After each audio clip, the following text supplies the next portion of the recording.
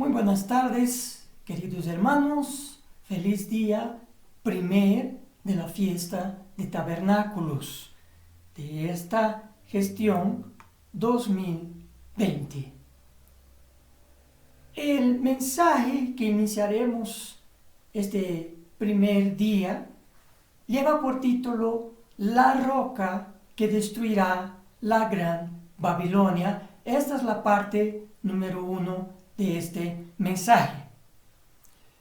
En cierta ocasión, el rey Nabucodonosor II, quien gobernó el imperio de Babilonia hace más de 2600 años atrás, despertó en una mañana atormentado por un sueño que tuvo, aunque se dio cuenta que se trataba de algo sumamente importante, no se acordaba lo que había soñado. Para acortar la historia, Dios reveló el sueño al profeta Daniel, quien a su vez reveló el sueño, lo explicó al rey, diciendo que el rey había soñado con una gran estatua. Y esta estatua tenía la cabeza de oro que representaba el imperio de Babilonia.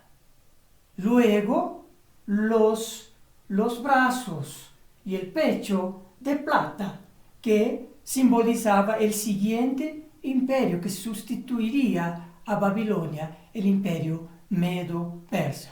Después de ese imperio medo-persa, aquí representado por el vientre y los muslos de bronce, sería ese siguiente imperio, el imperio de Grecia, que finalmente sería seguido, conquistado por el siguiente imperio aquí representado por las piernas de hierro, que es el imperio de Roma. Finalmente, los pies en parte de barro y en parte de hierro mezclados representa la extensión hasta nuestros días actuales del imperio romano, que culminará en 10 países o 10 gobernantes representativos en los últimos días. En ese momento del sueño, una roca vino del cielo y lo golpeó los pies de la estatua y la destruyó por completo. Y esa roca que destruyó, se formó una gran montaña que ocupó todo el mundo. En Daniel capítulo 2, versículo 44, viene la explicación de este último episodio que hemos visto. Daniel capítulo 2, 44, ya está en pantalla. Dice: y en los días de estos reyes, el Dios del cielo levantará un reino que no será jamás destruido, ni será el reino dejado a otro pueblo. Desmenuzará y consumirá a todos estos reinos, pero él permanecerá para siempre.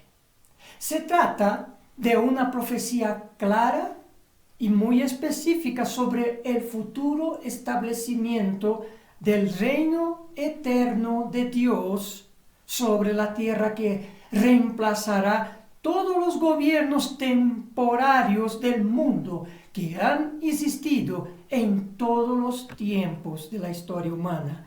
Mismos gobiernos que desde el pasado hasta nuestro presente aún se encuentran bajo el sistema del maligno.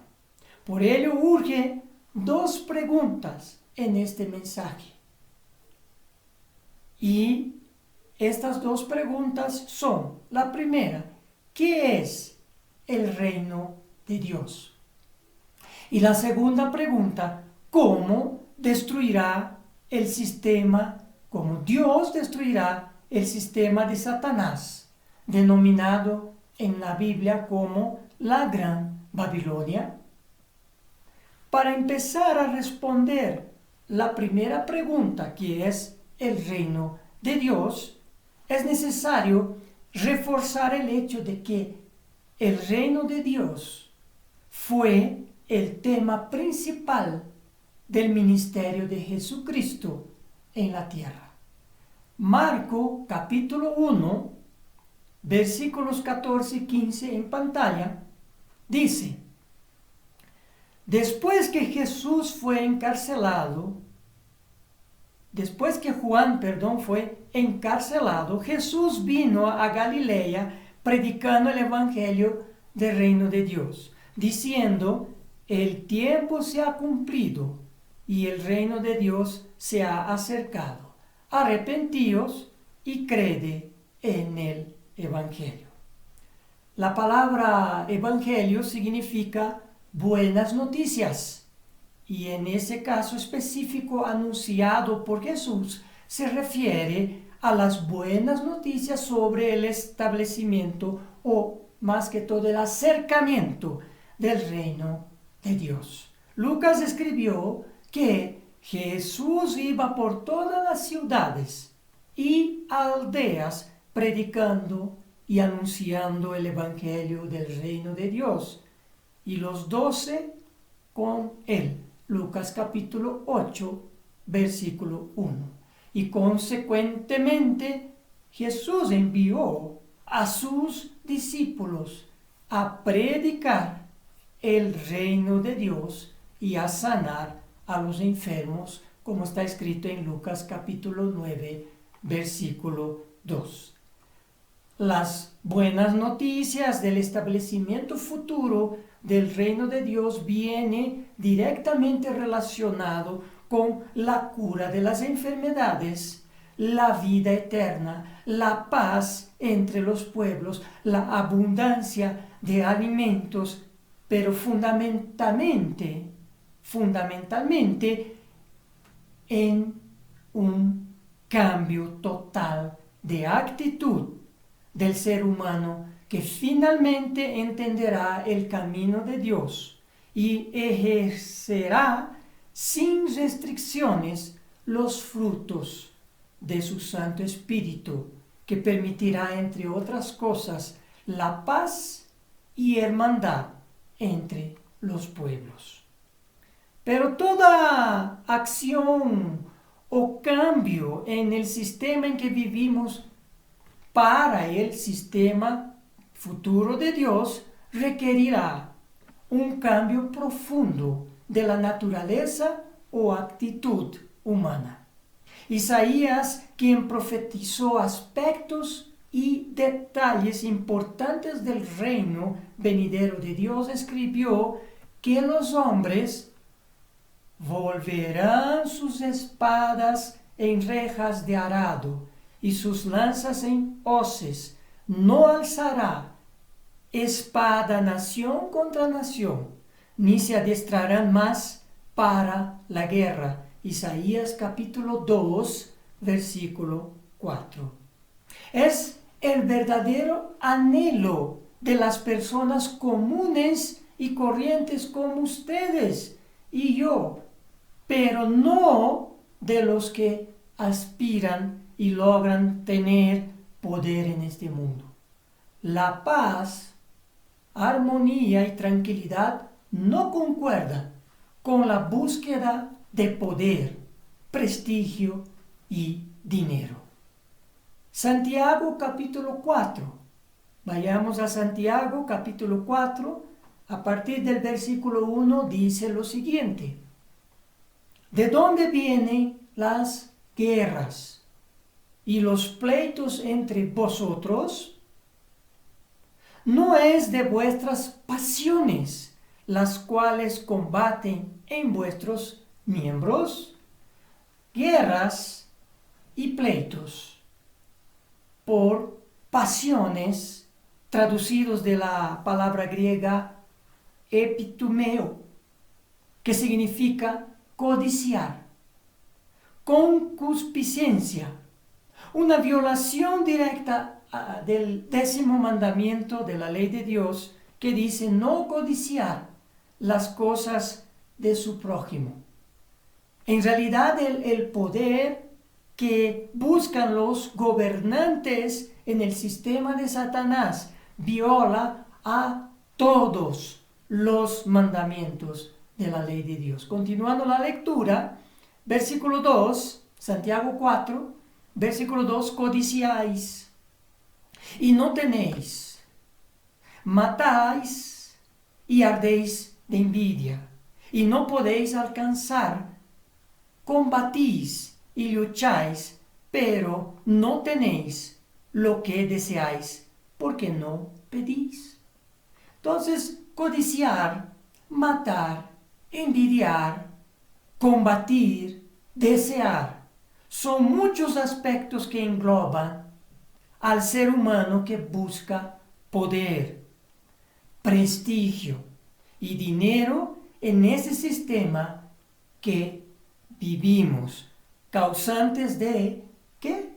De las guerras y conflictos entre personas y países. Versículo 3 de Santiago 4, pedís y no recibís, porque pedís mal para gastar en vuestros deleites. Al final, un placer individual a costa del sufrimiento y desgracias de los demás, cuando dice vuestros deleites.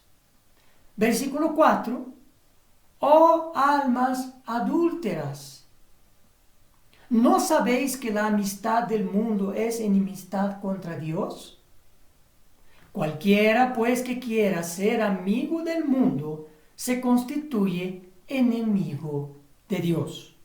Mundo, aquí traducido de la palabra griega cosmos, que se refiere a la totalidad de los bienes terrestres, dotes, riquezas, ventajas y placeres. ¿Ustedes creen que simplemente eliminar las armas garantizará que una nación no alzará más espada contra otra nación y ni se adestrarán más para la guerra? Sabemos que acabar con las armas es un punto que está dentro de los acontecimientos físicos dentro del proceso de destrucción total del cosmos, es decir, la sociedad humana profetizado en el libro de Apocalipsis. Pero la humanidad tendrá que conocer a Dios antes de aceptar y seguir el camino verdadero. Hoy, obviamente, la humanidad no conoce a Dios porque el intelecto humano está diseñado para discernir lo que sus 5 sentidos naturales físico lo percibe. Un capítulo clave para entender el propósito y la importancia de recibir el Espíritu de Dios es 1 Corintios, capítulo 2. El apóstol Pablo escribió que no predicó con palabras persuasivas de humana sabiduría, sino que predicó con el poder del Espíritu de Dios. Pablo describe la existencia de una sabiduría superior a la sabiduría humana, que el mundo todavía no conoce. Una sabiduría no de este siglo, es decir, no de este sistema en que vivimos. Pablo se refería obviamente a la sabiduría de Dios en misterio, la sabiduría oculta, la cual Dios predestinó antes de los siglos para nuestra gloria. Primera de Corintios capítulo 2, versículo 10 dice en pantalla: pero Dios nos las reveló a nosotros, hablando de esa sabiduría, por el Espíritu, porque el Espíritu todo lo escudriña, aún lo profundo de Dios.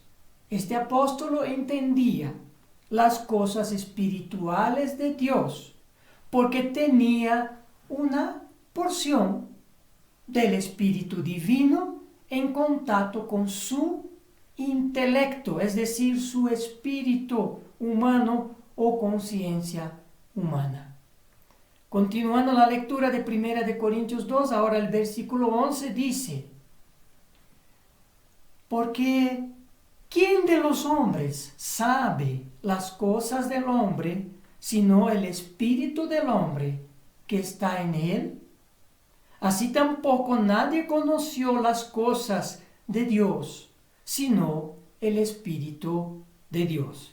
Está muy claro que las personas en general no están preparadas para entender las verdades espirituales de Dios, porque todos los seres humanos están limitados al conocimiento de lo que ve, de lo que oye, de lo que huele, de lo que toca, que son 4 de los 5 sentidos naturales que tenemos, además del habla.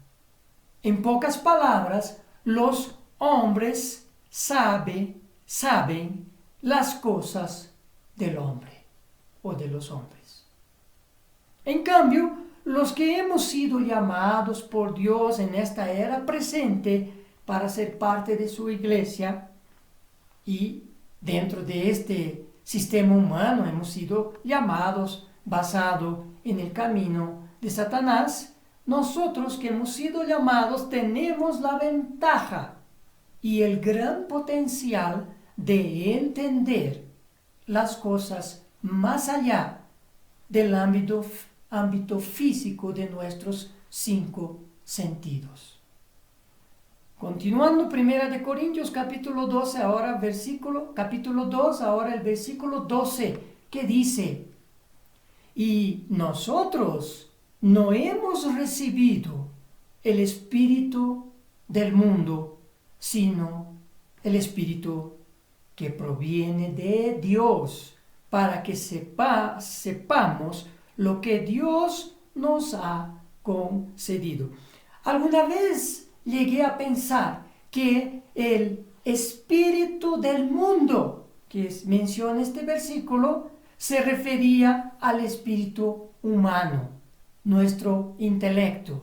Pero la realidad es que se refiere al espíritu que rige este sistema humano. Se refiere a Satanás, el príncipe de la potestad del aire, es decir, de sus demonios. Por ello, desde que hemos sido llamados por Dios, nuestra lucha pasó a ser contra principados, contra potestades, gobernantes de las tinieblas de este sistema de Satanás, contra huestes espirituales de maldad, según lo que también explicó el apóstol Pablo.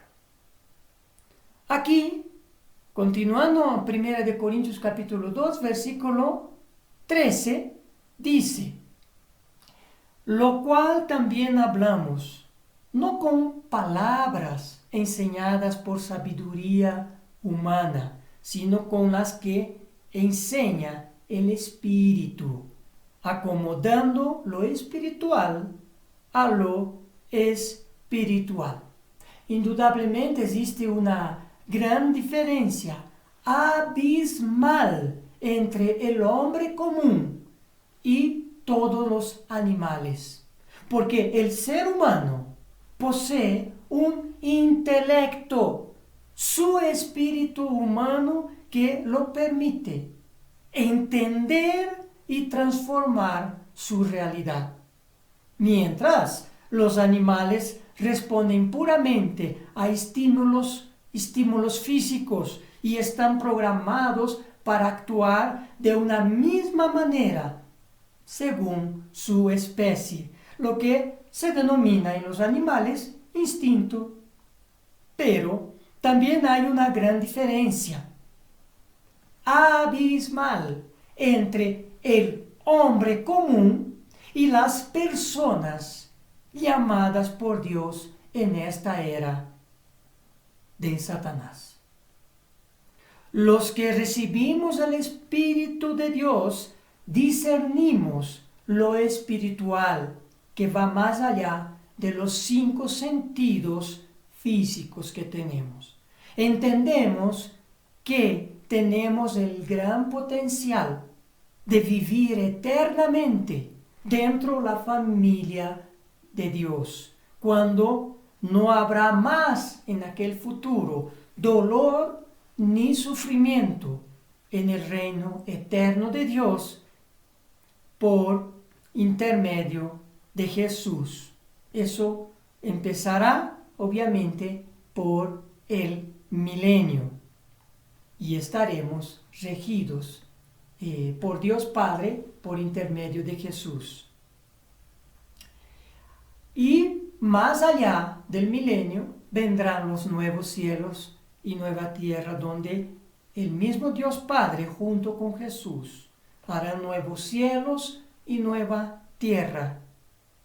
Y hablando de este punto, Apocalipsis 22 dice que vendrá la nueva Jerusalén celestial, vendrá a la tierra con Dios Padre. Y ahí dice que Dios, el Señor, la iluminará, esta santa ciudad, aquí en la tierra. Y reinarán, hablando de todos los salvos de todos los tiempos, reinarán por los siglos de los siglos.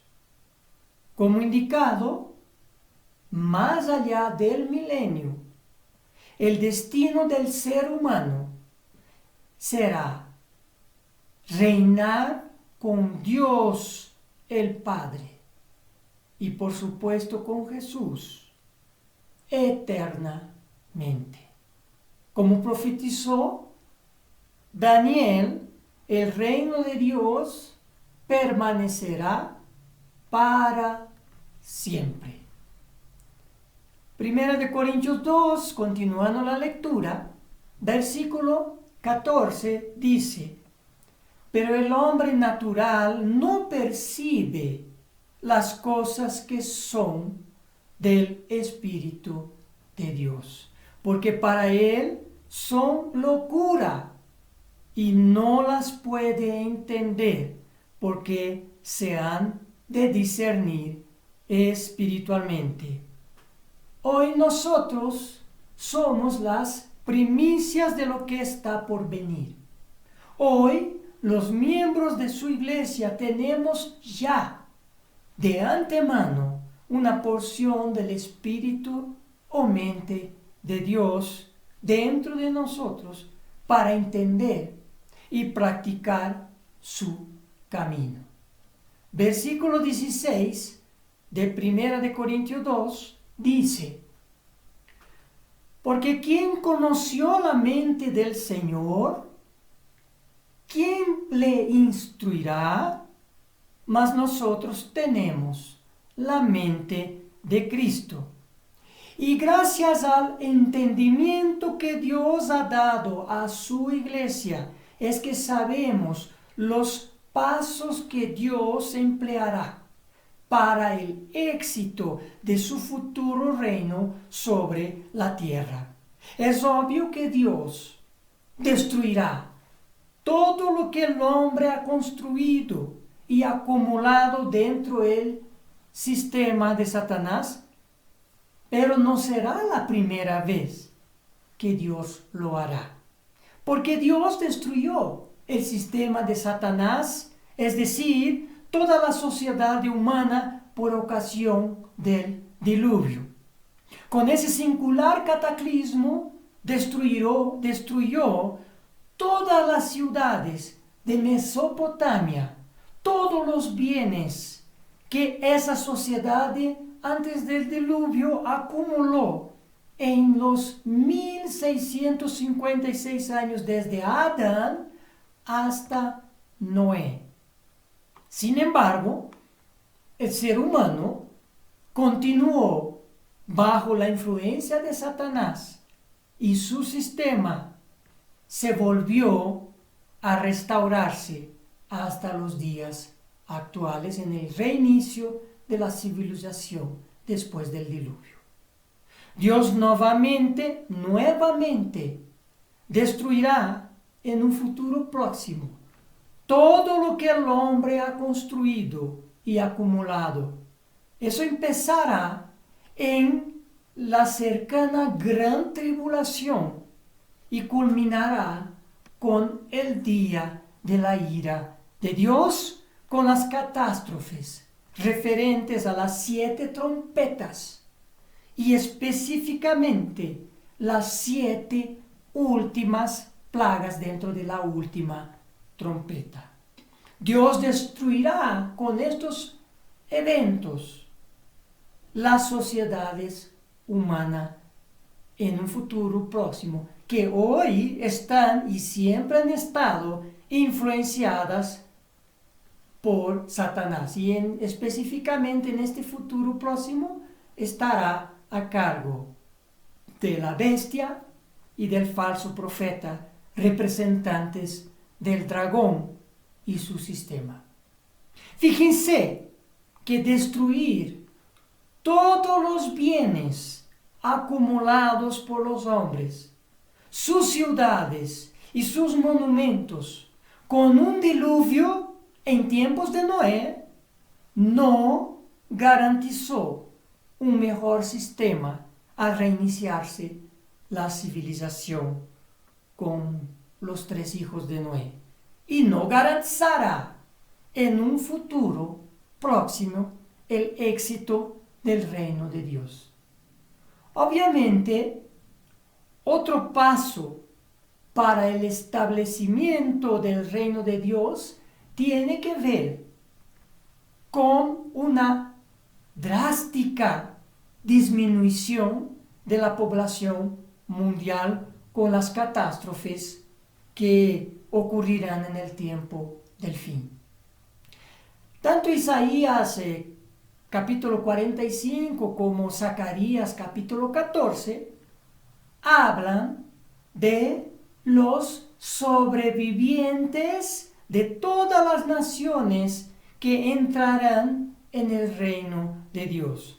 En una población mundial que se acerca hoy a los 8.000 millones de personas, siendo optimistas, podrían sobrevivir cerca de 1.000 millones de personas, un 12% de la población existente, para ingresar en el reino de Dios.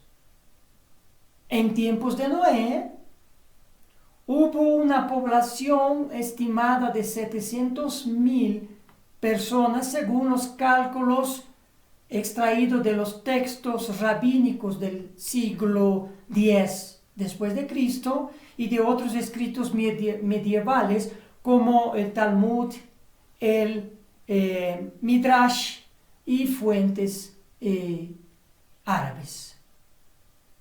Eso significa que con el diluvio se salvaron en el pasado mucho menos que el 1% de la población que existía en aquel entonces. Sin embargo, esa destrucción de la población y todos sus bienes por el diluvio en tiempos de Noé no impidió el resurgimiento posterior del sistema de Satanás.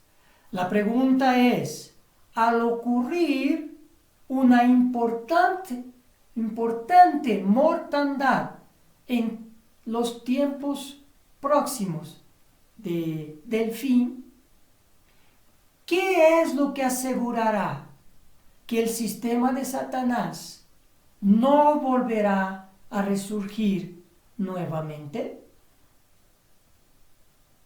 Uno puede decir que la principal diferencia es que Jesús gobernará a las naciones después de la destrucción del sistema de Satanás.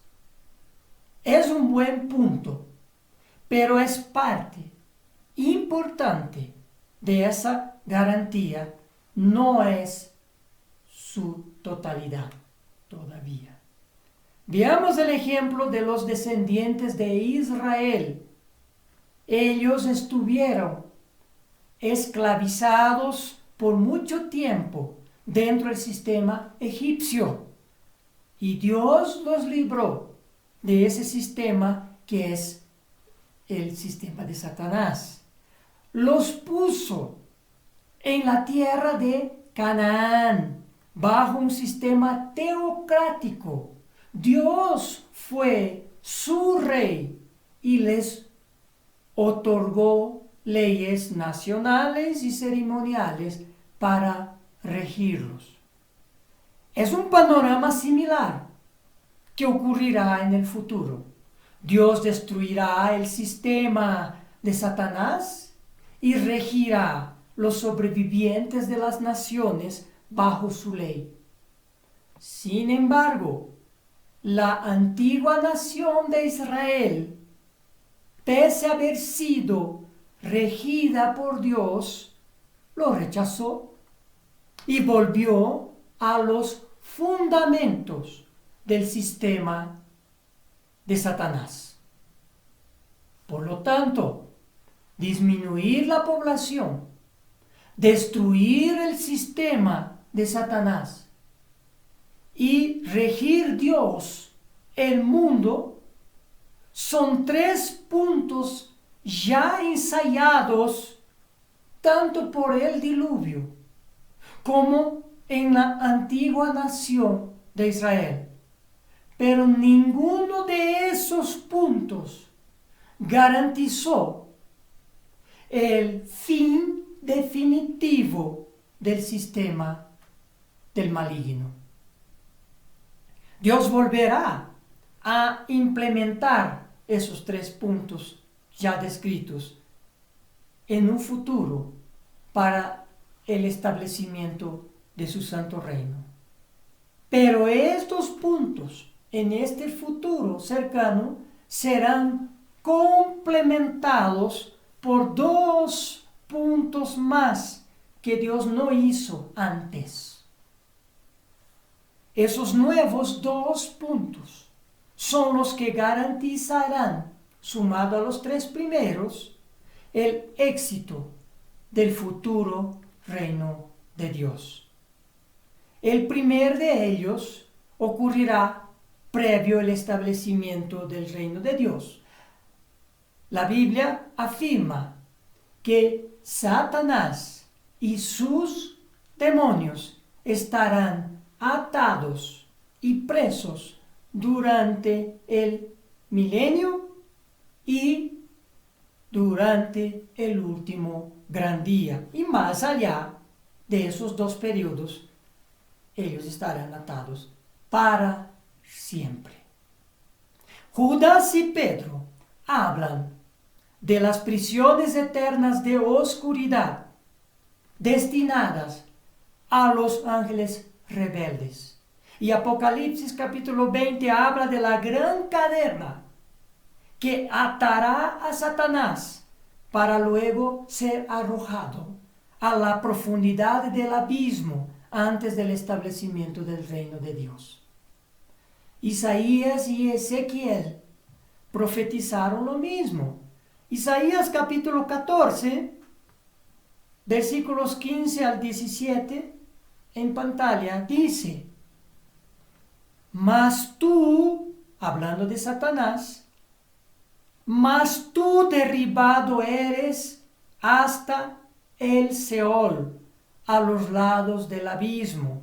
Se inclinarán hacia ti los que te vean, te contemplarán diciendo, ¿es este aquel varón que hacía temblar la tierra, que trastornaba los reinos, que puso el mundo como un desierto, que asoló sus ciudades, que a sus presos nunca abrió la cárcel? Y el profeta Ezequiel complementa esa profecía futura diciendo sobre Satanás lo siguiente: todos los que te conocieron de entre los pueblos se maravillarán sobre ti, espanto serás y para siempre dejarás de ser. Esto está en Ezequiel capítulo 28, versículo 19. El cumplimiento de ese hecho ocurrirá en dos etapas. Antes del establecimiento del milenio, dice Apocalipsis capítulo 20 que un ángel con una gran cadena ató a Satanás por 1000 años y lo arrojó al abismo y lo encerró y puso su sello sobre él para que no engañase más a las naciones. Luego de ese periodo en que se desarrollará el reino de Dios sobre la tierra bajo Jesucristo y sus santos por 1000 años, Satanás será, luego de ese periodo, Satanás será suelto por un poco de tiempo y recibirá su veredicto de condenación final, según Apocalipsis capítulo 20, versículo 10, que dice: y el diablo que los engañaba fue lanzado en el lago de fuego y azufre, donde estaban la bestia y el falso profeta. Y serán atormentados día y noche por los siglos de los siglos. Ese acontecimiento en sí se desmarca de los demás puntos anteriores previo el futuro establecimiento del reino de Dios, ya que no basta o no bastará destruir el sistema del maligno, no bastará disminuir la población, no bastará que Dios reine sobre la humanidad. Apartar al tentador de la humanidad es un punto crucial que ocurrirá por primera vez en un futuro cercano. Pero falta un punto más, muy importante y decisivo. De hecho, para llegar a ese punto, hay que entender que las condiciones que Dios dará al resto de la humanidad, que resucitará por una generación de 100 años después del milenio, cuando empiece el último y gran día, las condiciones que les dará a estas personas serán las mismas que Dios dará a los que entren al milenio, que nazcan y vivan durante el milenio. Por ello podemos ver este segundo punto en la resurrección del resto de la humanidad, que se aplicará más antes durante el milenio. En el libro de Ezequiel se revela qué es lo que hará Dios, aparte de destruir el cosmos o sociedad en que vivimos y atar a Satanás y sus demonios. En el capítulo 37 de Ezequiel Dios llevó al profeta a un valle lleno de huesos secos y le preguntó en el versículo 3 a Ezequiel: ¿vivirán estos huesos?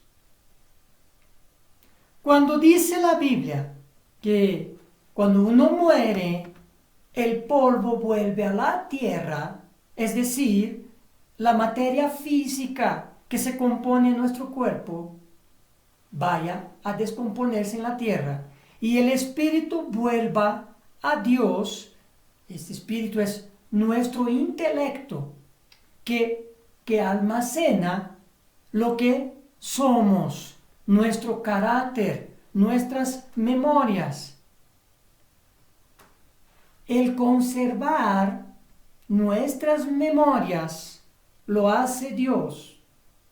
Cuando las personas mueren, justamente para las resurrecciones venideras.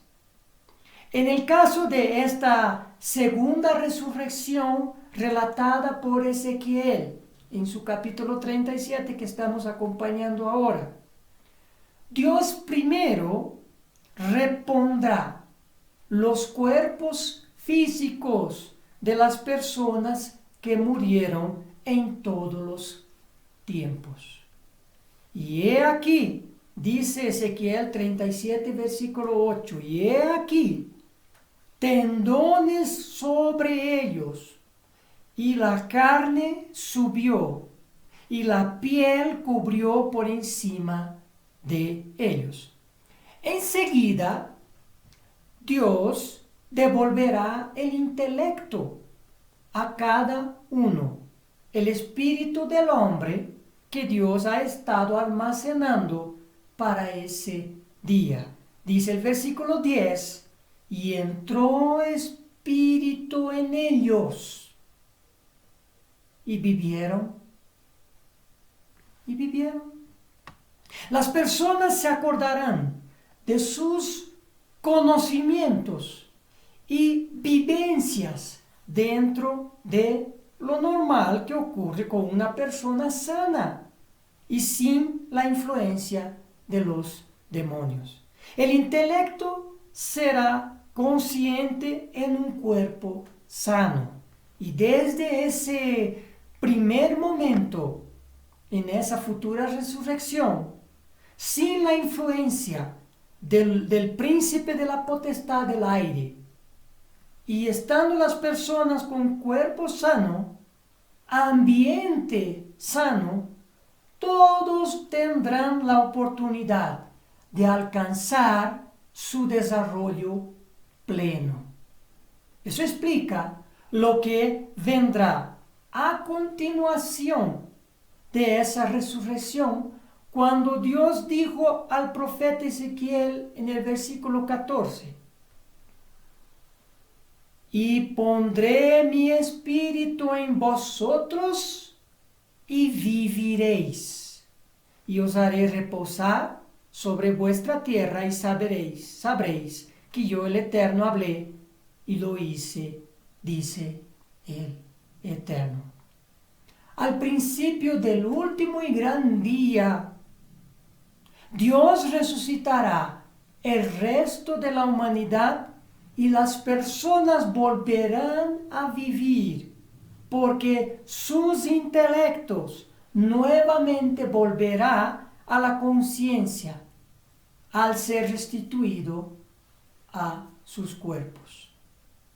Pero aparte de su intelecto, que es el espíritu humano, Dios concederá una porción de su Santo Espíritu a cada ser humano resucitado, que desde un principio ellos tengan la capacidad de entender a partir de su resurrección, que tengan ellos la capacidad de entender las verdades de Dios, como nunca antes.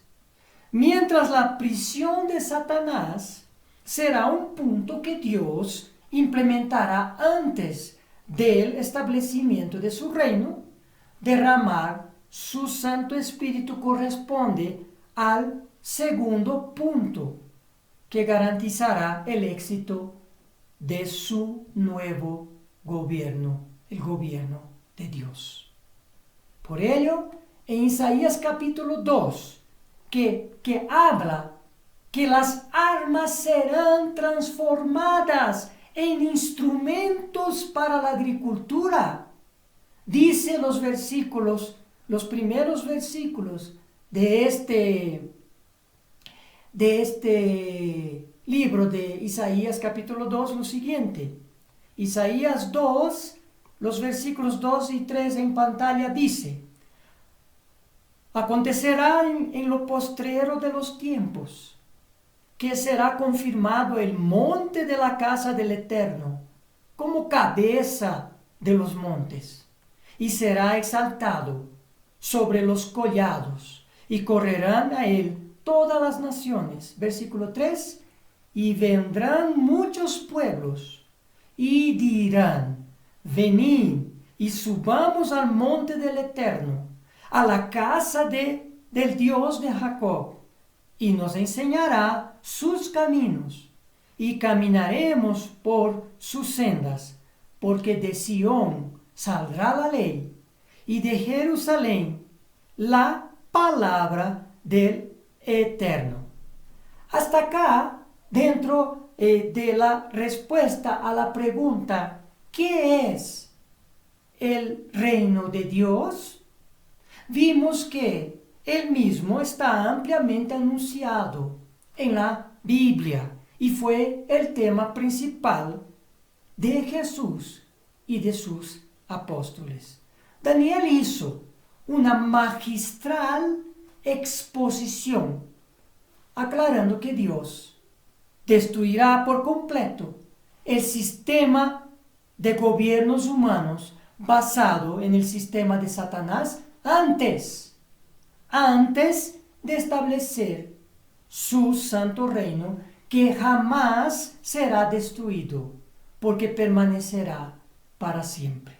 Dios cambiará al mundo físicamente al destruir todo lo que el hombre construyó y almacenó, pero para el éxito de su nuevo sistema, cambiará Dios la naturaleza humana forjada dentro del sistema de Satanás y influenciada por Satanás. Mejor diciendo, Dios limpiará toda la maldad que dañó la naturaleza humana creada por Dios. Con un mundo transformado y el enemigo apartado, Dios concederá libremente una porción de su Santo Espíritu a cada uno de los seres humanos durante el milenio y en el último y gran día.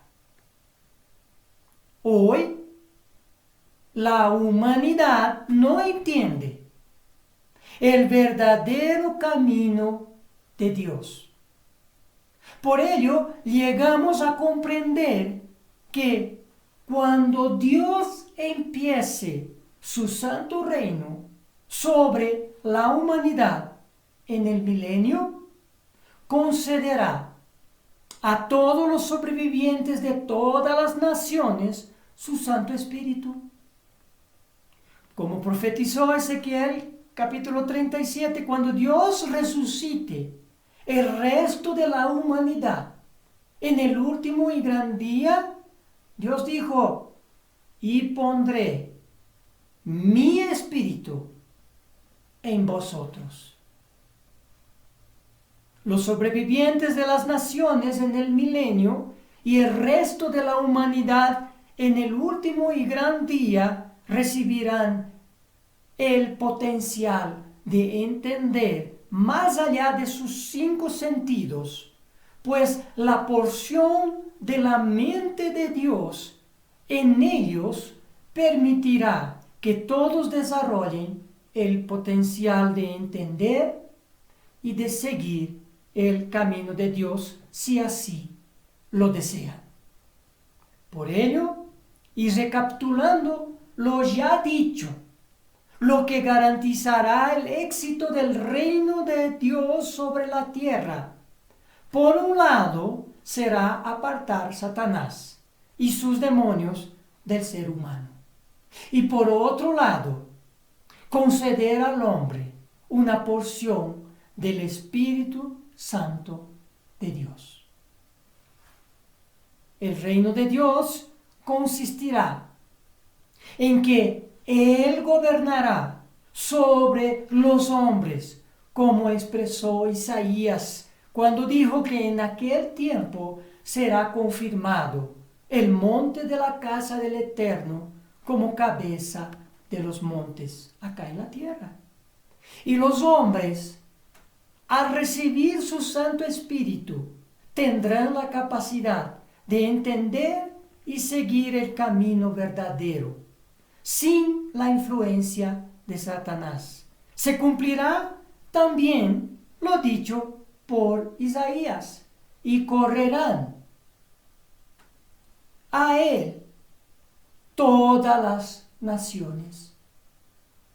Nosotros, los llamados por Dios de todos los tiempos, estaremos a cargo de juzgar y enseñar a la humanidad.